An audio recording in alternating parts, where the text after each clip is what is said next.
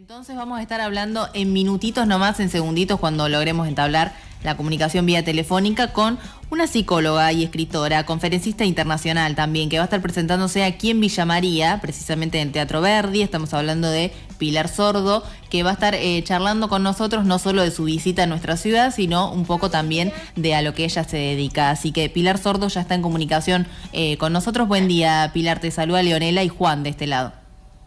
Hola Leonela, Juan, ¿cómo están? Buenos días. Bien, muy bien, gracias por atendernos. Queríamos charlar gracias a ustedes. Justamente con vos por tu visita a nuestra ciudad, a Villa María. Vas a estar presentándote este viernes, 15 de agosto. Así es, y estoy muy contenta de volver a Villa María. Hace mucho que no vuelvo y ya hay 2 conferencias. De hecho, la de las 9 creo que está agotada, así que queda solo la de las 6 de la tarde. Bien. Así que imagínate lo agradecida de ese teatro maravilloso que me va a recibir de nuevo. Muy contenta. Bien, vas a estar presentándote con una conferencia, una charla con quienes asistan, denominada Dime cómo te hablas y te diré cuánto te quieres. Así mismo es. Mira, la verdad que es una investigación que ya lleva 8 años, de hecho no ha terminado el estudio todavía, donde yo me hice la pregunta de qué dependía nuestra salud mental. Entonces, después de pasé un viaje muy largo, que es el que yo cuento en toda la conferencia, que entrega contenidos de duelo, de amor propio, de propósito de vida, de expresión de emociones, de salud mental, etcétera, llego a la conclusión de que la salud mental depende de cómo te hablas. Entonces, muestro cómo escucharse, primero, cómo detectar ese diálogo interno, qué cosas ayudan y cuáles no hoy día, cómo cambiarlo cuando es negativo y cómo estimularlo cuando es positivo. Porque la verdad que a mí me impacta lo mal que nos estamos tratando, digamos, y eso es una de las cosas. De hecho, yo hago un ejercicio en el teatro, que no voy a decirlo ahora, pero no lo voy a spoilear, pero yo hago un ejercicio en el teatro donde la gente se da cuenta de lo mal que se habla. Entonces, la charla es muy divertida, pero tiene un montón de contenido. Claro. El cómo nos hablamos va construyendo nuestra identidad. Determina tu amor propio, directamente. O sea, el amor propio tiene un diálogo interno y ese diálogo interno determina el amor propio, digamos. Hay una relación y una correspondencia directa entre una cosa y otra. Pilar, te iba a preguntar, vos en tus conferencias también hablas de las 3P, que son pausa, pregunta y propósito. Pero me encanta como saben tanto. Me fascina cuando me dicen cosas que digo, wow, ¿y cómo se enteraron? Sí, 3Ps, que es pausa, para y pregunta, que es lo que se necesita para poder escucharse el diálogo interno. Tal cual. Gracias por saber. ¿Y podría ahondar un poquito en cada una de esas 3 o ya spoileas mucho?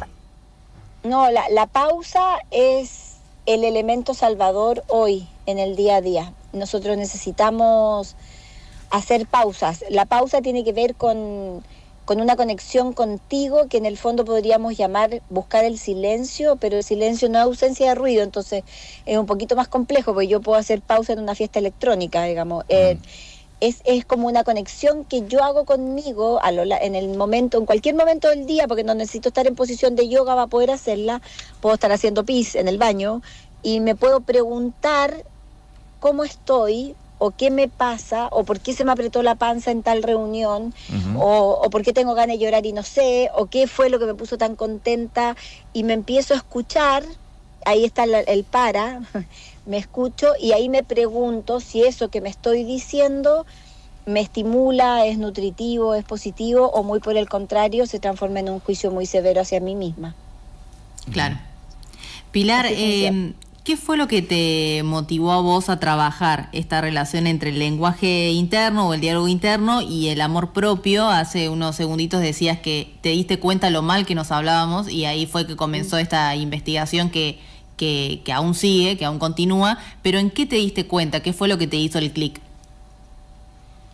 No, la verdad que yo he hecho 2 modelos de amor propio en mi vida profesional. Uno que duró hasta el 2015, que a mí se me derrumba la vida en ese año. Yo intento aplicar ese modelo y a mí no me sirve, porque lo encontré simple. Bueno, ahí explico también en la charla eso. Entonces tuve que crear otro modelo, y en ese otro modelo de amor propio, que es el que hoy día está vigente, que gracias a Dios ha sido súper premiado, en ese modelo de trabajo de amor propio yo me doy cuenta que tenía el concepto un montón de sesgos y prejuicios, como asociar el amor propio al egoísmo, a la soberbia, al engreimiento, etcétera. Sí. Entonces, cuando me doy cuenta de eso, me doy cuenta que hay mucha gente que tiene resistencia a trabajar el amor propio porque le da miedo. Le da miedo quedarse solo, le da miedo transformarse en alguien egoísta. Entonces, para esas personas yo digo, ¿cómo hago? Si el amor propio del cuerpo, digamos, ¿cuál es la célula? ¿Cuál es la unidad más chiquitita en la que yo puedo entrar sin tener que entrar por el prejuicio? Y ahí es donde yo llego al diálogo interno, que por lo demás la neurociencia hace más de 3 años que ya lo viene como elaborando dentro de lo que se supone es nuestra salud mental. Entonces, además la neurociencia me ayuda a validar el concepto del estudio, y eso es lo que hace que arranque o que siga lo que estoy estudiando y lo que les vengo a contar a Villa María. Pilar, te iba a preguntar por algo que has mencionado en una entrevista, que vos decís que vos idealizabas el dolor como única forma de aprendizaje, que es algo que sucede habitualmente, y ahora estás aprendiendo desde el placer. ¿Cómo lo podés transmitir eso a una persona que justamente tiene el dolor como aprendizaje? Sí, es absolutamente cierto lo que dices, porque lo que pasa es que el dolor es inevitable, pero el sufrimiento es opcional, y yo creo que hay una parte de nuestra estructura social que es media adicta a la leyenda y al dolor. No solo como única forma de transformación, sino que además como testimonio de vida. Es como que nos gustara contar que somos medios héroes. Y yo creo que si bien el dolor te ordena las prioridades de una sola bofetada, y como cuando yo digo que uno cuando tiene buena salud tiene muchos problemas, y cuando uno no tiene salud tiene solo uno, que es recuperar la salud, digamos. Yo creo que hay un tema ahí de entender que desde el placer, del goce, desde la risa, se puede aprender un montón acerca de uno y de la vida. No es necesario. Yo entiendo que el dolor va a ser un cambio de vértice importante en la vida de cualquiera que lo quiera aprovechar, porque hay gente que sufre un montón y no aprende nada tampoco. Porque en el fondo no es el dolor ni el tiempo el que enseña, sino que lo que yo hago con ese dolor y lo que hago en ese tiempo. Entonces, también en esa misma mirada, el placer, el goce o el disfrute, sin duda alguna, tiene que ser una forma de aprendizaje. O sea, yo me niego a suponer que la gente que hoy día está tomando sol en Punta Cana no está aprendiendo nada de la vida, digamos. Creo que efectivamente debería estar en actitud de gratitud en principio, y por lo tanto desde ahí poder rescatar las cosas lindas que pueda estar experimentando. No necesariamente alguien que esté sufriendo me va a mostrar a mí cómo se vive la vida o cómo se aprende de ella. En relación, Pilar, a este diálogo interno del cual vos hablas, que va construyendo nuestro amor propio, nuestra autoestima, ¿cuál es el denominador común en aquellas personas que tienen baja autoestima? Un diálogo interno tremendamente enjuiciador en 3 áreas. La física, que es mucho más fuerte en lo femenino por los mandatos culturales. La cognitiva, que tiene que ver con, de hecho, dentro del diálogo interno de Argentina, no de todo el mundo hispano, una de las frases negativas a nivel cognitivo que ustedes se dicen mucho es la palabra tarado. ¿Cómo tan tarada? Eso es una de las frases negativas dentro del aspecto cognitivo que más se escuchan dentro de Argentina. En otros países hay otras palabras, pero y la otra es la social, que tiene que ver con el qué dirán. Entonces, hoy día, tú, yo y todos los que nos están escuchando, tenemos una de esas 3 que está mandando. Puede que mañana cambie o a la tarde cambie si pasa algo, pero hay una de esas 3 áreas que es la que me viene haciendo run en la cabeza hace mucho tiempo, porque en algún momento ese diálogo interno fue externo, por un lado, y hizo match lo que escuché externo de mí o lo que me dijeron a mí con algo que yo experimento dentro de mí, que es lo que pasa en el bullying. Claro. El bullying duele porque me dicen algo que yo ya tengo ruido interno en relación a eso y me siento descubierta, digamos, cuando me agreden. Entonces, más o menos es lo que pasa con ese diálogo externo que se transforma en interno. ¿Y qué pasa con el mundo exterior que recién hablabas un poco? Vos también ahondás en el mundo de las redes sociales, en el mundo de los emojis actualmente, de que uno se va viralizando y también se maneja por si tenés muchos me gusta o no tenés muchos me gusta. ¿Cómo eso también incide fuertemente estoy pensando también en un adolescente o una adolescente que está totalmente justamente consumida por ese tema. Que me gusta el acento cordobés, no lo puedo evitar, te lo tenía que decir. Bueno, me encanta escucharlo. La verdad es que las redes sociales complicaron el problema, porque como estamos todos en vidriera, hay una sensación permanente de insatisfacción y de comparación todo el rato. Claro. Yo digo en la charla una frase que dice un amigo mío que a mí me parece maravillosa porque grafica eso. Dice: yo despierto a las 6 de la mañana, Pilar, y ya tengo un idiota que corrió 12 kilómetros. Entonces, siempre estamos atrás. Hay tanto que hacer hoy, que pensar positivo, comer saludable, caminar descalzo, hacer mindfulness, hacerse el skincare, maquillarse como la experta, ser educado y responsable y cariñoso además con mis hijos. Es tanto, leer 20 páginas de un libro, lo que fuere, que claramente es tanto lo que hay que hacer que en algo voy a fallar. Uh-huh. Y voy a percibir que el resto no falló, que el resto sí hizo ejercicio y yo no hice, que el resto sí tiene una relación de pareja hermosa que yo no tengo. Entonces, cuando veo el paneo que tengo en mis redes, la probabilidad de sentirme insuficiente, que es una palabra que hoy día se grafica y en el estudio es la más escuchada, uh-huh. Insuficiente o que no alcancé a llegar a lo que se supone que tengo que llegar, agrava todo este cuento del diálogo interno. De hecho, yo les diría más, este fenómeno de estarme comparando, aunque no quiera y aunque yo diga que estoy superada con respecto a las redes, claro, de estar o insatisfecha, es el que hace que te des cuenta que tienes diálogo interno, porque uh-huh. ahí empieza a aparecer el ruido, digamos. Uh-huh. Pilar, se dice muchas veces que el ser autocrítico también es utilizado como una forma de querer mejorar, ¿no? Mejorar uno mismo. ¿Hasta qué punto es bueno, por así decirlo, ser autocrítico? ¿Cómo no pasar esa línea de lo que mencionabas antes también, una delgada línea entre el amor propio y el narcisismo? Bueno, en este caso en la autocrítica. La autocrítica es súper buena dependiendo de cuál palabra uses. O sea, yo puedo decir, no lo hiciste tan bien, Pilar, pero lo vamos a intentar, vamos a hacer lo que podamos, uh-huh. o vamos a dar lo mejor de nosotros, o vas a ser capaz de corregir esto que te equivocaste, a decir, eres una tarada estúpida, ¿cómo no te diste cuenta que en realidad lo estabas haciendo mal? Claro. O sea, el diálogo interno no puede tener juicio, tiene que tener una estimulación a la acción. Uh-huh. Es distinto que si yo me levanto en la mañana y me saludo, que es algo que yo hago y aprendí a hacer con este estudio, que es como saludarme, darme los buenos días a mí. Buenos días, Pili. ¿Cómo amaneciste? Eso es lo primero que hago, aparte de darle gracias a Dios y qué sé yo, algunos ritos que hago al despertar. Pero, ya, ¿cómo amaneciste? Supongamos que yo aparece en mi cabeza la palabra cansada. Entonces yo digo, a ver, pero es que está bien, sí, estás cansada, ha sido un año duro, pero no nos sirve, pues, Pilar, para poder levantarnos, porque vamos a partir sin fuerza. Hagámoslo de nuevo. Ya, a ver, Pilar, ¿cómo amaneciste? Con ganas de hacer cosas. Listo, ahora sí puedes salir de la cama. Porque eso es más estimulador, porque eso me conecta con otras cosas, probablemente me va a hacer poner una canción, probablemente me va a hacer, sin tocar el celular todavía, ¿no? Porque si toco el celular y me comparo con alguien que ya hizo ejercicio a las 5 de la mañana y yo no lo logré hacer, ya entré en el otro circuito. Entonces, mientras más me demore en poder entrar en el mundo de la comparación con el celular o con la televisión o con lo que fuera, y entro en contacto solo conmigo, más saludable va a ser mi posibilidad de negociar o de hablar con lo que yo llamo mi pareja interna, que uh-huh. es aprender a relacionarme con Pilar Sordo, digamos.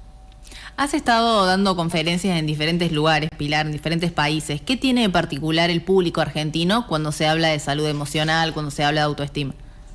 Que son el pueblo más culto psicológicamente del mundo hispano por lejos. ¿Ah, sí?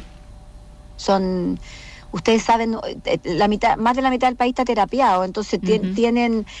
tienen una cultura psicológica extraordinaria. A mí es un público donde yo puedo presuponer que aun cuando yo dijera algunas cosas medias técnicas, la gran mayoría del teatro me va a entender. Si bien yo tengo una sola certeza cuando me paro en un escenario, que es saber que lo que voy a contar a la gente le pasa, porque si no quiere decir que la investigación está mal hecha, esa certeza con ustedes adquiere una dimensión súper importante, distinta. Ustedes son un país, a diferencia de todo el resto del mundo hispano, y en eso podría bajar desde España hasta abajo, que es el continente entero el que yo recorro, son un público que además de intenso, que eso hace que sea maravilloso, porque se ríen, porque lloran, porque se permiten la expresión, porque aplauden de pie, porque es como maravilloso desde lo afectivo. A nivel cognitivo son un público súper inteligente, súper inteligente. ¿Pero no somos llorones o no? ¿Los argentinos? ¿Llorones en términos de queja? De queja también, viste que dicen que la alegría es solo brasileña y Argentina no tanto, que somos más, No, a mí, más no, por a mí no dentro. a mí no me parece, a mí me parece que Argentina tiene un diálogo interno horroroso. O sea, yo creo que si lo tengo que traducir al país en vez de a la persona, el diálogo interno, creo que ustedes se tratan muy mal. Están todo el tiempo en estas, así como pueden decir que son los mejores del mundo y cuando les baja la canchereada se pueden poner en el lugar de que nada, que todo es grande, digamos. Creo que hay una cosa permanente como de sentir que parece que son los únicos que tienen problemas como de seguridad, los únicos que tienen problemas como económicos, los únicos que... Y eso no es cierto, eso no es cierto. Yo creo que ustedes son un país increíble, tienen millones de cosas que les salvan, el sentido del humor, la ironía, los familiares, la presencia de los abuelos en la familia, el mate, el asado, el dulce de leche, las facturas, el vino. Correcto. Bueno, el vino podemos competir con Chile, no voy a entrar en ese tema porque puede ser complicado. Pero tienen un montón de cosas, un montonazo de cosas a nivel humano, a nivel esencial, son un pueblo cariñoso. Hay tantas argentinas, además, generalizarlo me parece casi soberbio. Claro. La Argentina de Jujuy no tiene nada que ver con la Argentina de Bariloche, digamos. Entonces, el poder apreciar y tener yo el privilegio de conocer a Argentina mejor que muchos de ustedes, yo me voy inyectando de la riqueza y de la diversidad del país, igual que yo también podría decir que hay muchos Chiles, ¿no? El Chile del norte no tiene nada que ver con el Chile donde yo vivo, que vivo a orillas del Yanquihue, al frente de Bariloche, digamos, son dos Chiles distintos. Claro. Entonces creo que en esos desafíos aprendan a abrazarse más, a decirse cosas más lindas, de verdad son un país increíble. Pilar, la última, ¿qué es lo que más te dicen cuando apenas te ven cara a cara los espectadores o las espectadores? ¿Qué es lo que primero te dicen, Pilar, y después qué es lo que te tiran? Porque seguramente están buscándote a una respuesta que, bueno, seguramente no van a poder conseguir tan fácilmente, pero ¿qué es lo que piden cuando están cara a cara con vos? No piden nada, solo agradecen y me dicen que me quieren. Nada es más. Maravilloso. Ah, bien. No piden nada. Ahora a mí me piden, o sea, me preguntan cosas hasta en los baños públicos, tú comprenderás, ¿no? Pero independientemente de esa pregunta, de esa cosa así como tengo a mi mamá que se está muriendo, tengo a un hijo de 7 años, o lo que fuere, eso es menos frecuente que el abrazo así como, ¡ay, no puedo creer que te estoy abrazando, gracias! Me acaba de pasar, acabo de estar en migraciones acá en Rosario por un tema con mi visa de trabajo y era una fiesta.